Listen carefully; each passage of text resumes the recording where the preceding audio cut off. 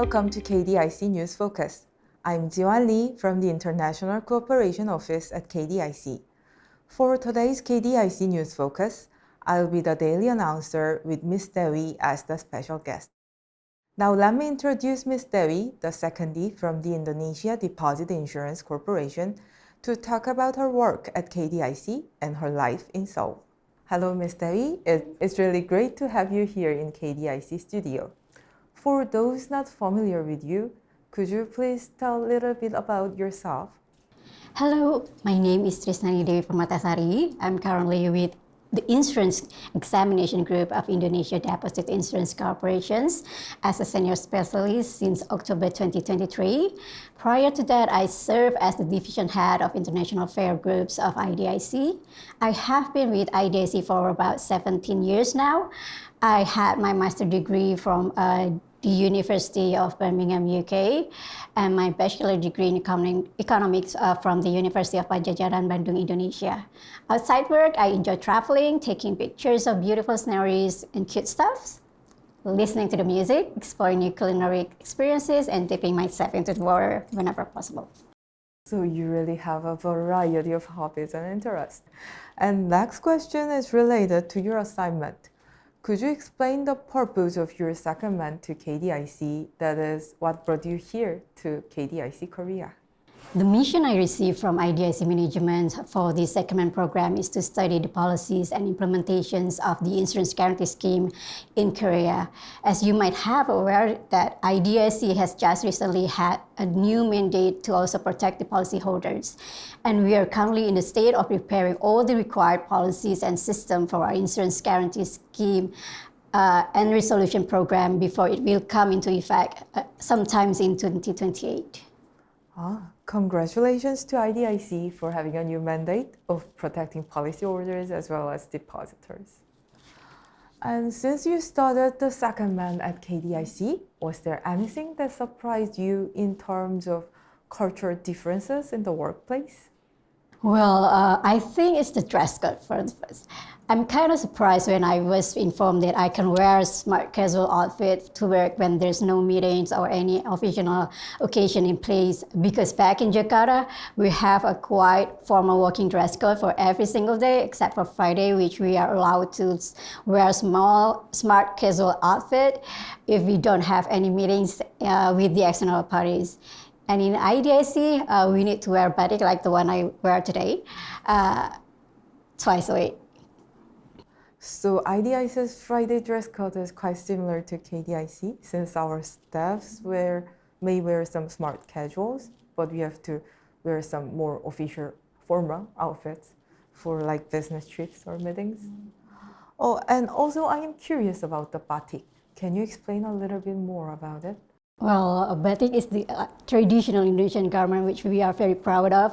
Batik is famous for its long history, its exquisite making process, and the symbolic meaning of each pattern that has prayers, hope, and life lesson in it. I recalled that the UNESCO also recognized batik as a masterpiece of oral and intangible heritage of humanity of Indonesia, and the government made that day as our national batik day. This is first time I see batik, and it's so beautiful. So no wonder why UNESCO recognized batik's exceptional value. Also, is there any other difference in the workplace you noticed here at KDIC? One of the many interesting things I found here was that the number of computers each KDIC employee has on their desk. I noticed that each workstation has multiple monitors and computers. Later, I found out that KDIC have to separate internal and external network for the IT security policy. It was just fascinating to find that even though both of our agencies take the IT security very seriously, the approach that each agency to safeguard the IT system may differ. Another thing that I also greatly caught my attention is the various IT systems that KDIC have in order to support their deposit insurance system, which enable KDIC to provide prompt services accurately, such as the IT system for big data sharing among financial safety net players, IT system for assessing premiums for members' institutions, and so on. In my view, it will be beneficial for IDIC if we could also learn about those IT systems to see in which area that IDIC could further enhance its IT system.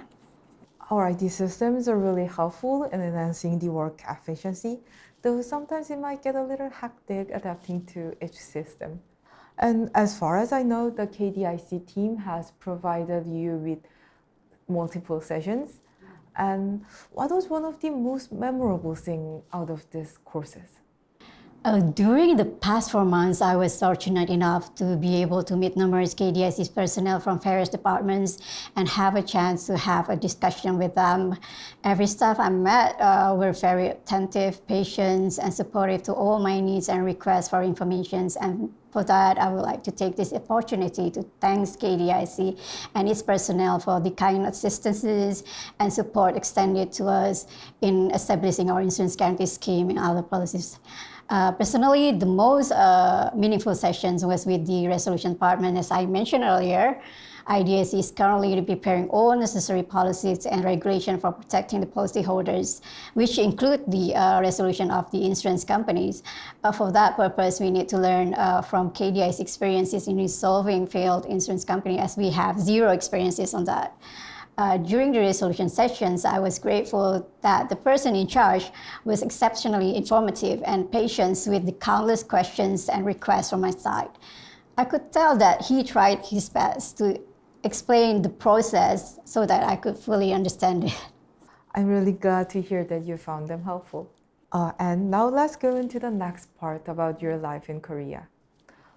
Did you have any trouble adapting yourself to new surroundings here in Seoul? Well, there are always challenges to live in new places for sure, not to mention living in a different country by myself.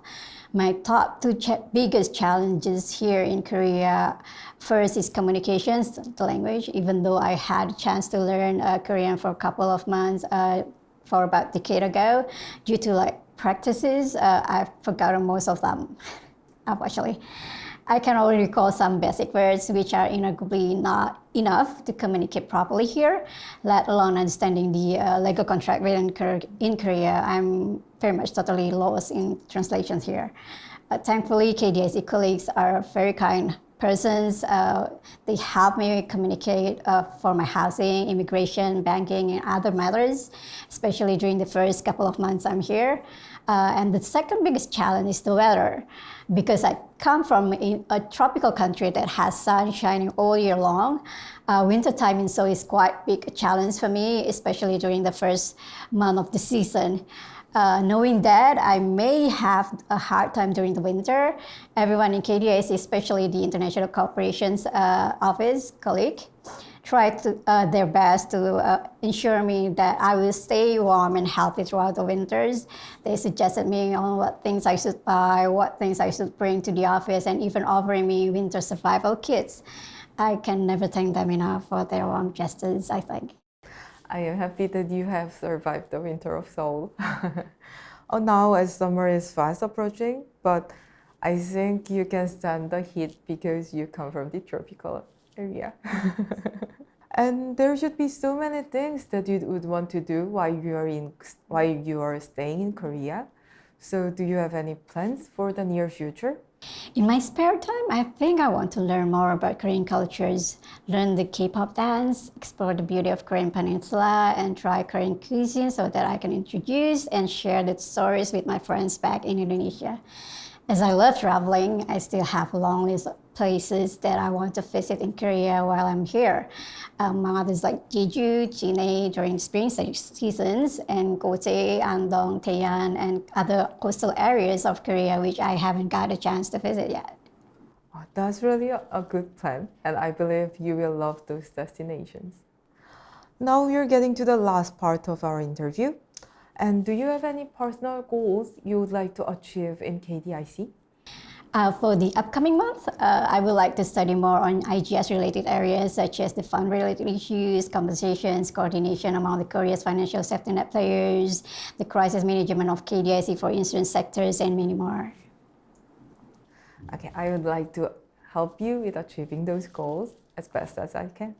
And I really appreciate your time today. Is there anything you would like to add before we wrap up this interview? Well, before finishing up this interview, I would like to once again express my sincere and utmost gratitude to KDIC and IDIC management and colleagues for the opportunity and support given to me to learn the knowledge and experiences of KDIC in protecting policyholders and resolving insurance companies, as well as the opportunity to experience the real Korean cultures. I truly wish that this program could be continued for more and more years to come. I hope so too. And that's all we have today. So far, we have had an interview with Ms. Dewi about her days at KDIC. Thank you again for answering our questions with your lively experience. And that wraps up today's KDIC News Focus. Thank you to everyone for taking time to watch this interview. Thank you.